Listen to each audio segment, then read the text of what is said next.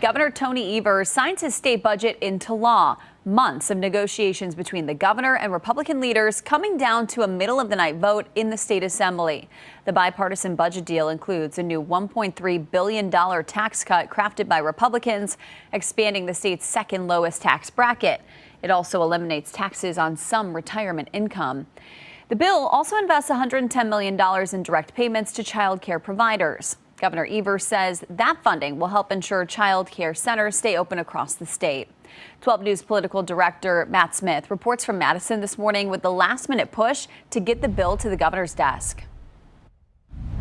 An incredibly late night here at the Capitol in Madison. About 1:30 in the morning, Democratic Governor Tony Evers signing the state budget into the law. Moments after it passed the assembly, the document physically arriving outside the governor's office, being brought inside, then moments later, the governor signing the budget. Whatever we can do before they pass their new, I will not say the whatever BBB, yes, I'm not going to say those words, the federal budget, we will be able to access help from them. The urgency of this overnight, middle-of-the-night signing for the governor, all focused on the U.S. House in Washington. Republicans attempting to pass President Trump's so-called Big Beautiful Bill.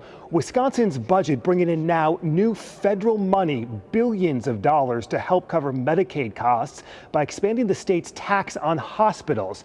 The president's bill, if that would have been signed first, would have prohibited Wisconsin from doing that. How closely were you watching what was happening in the U.S. House tonight and how urgent it was to get this done first?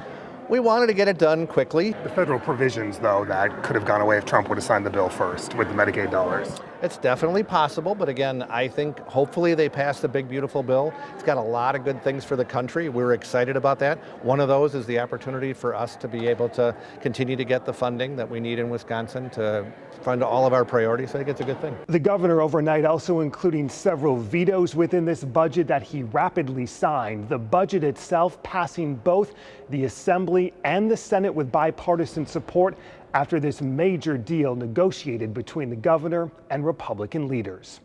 At the Capitol, I'm Matt Smith, WISN 12 News.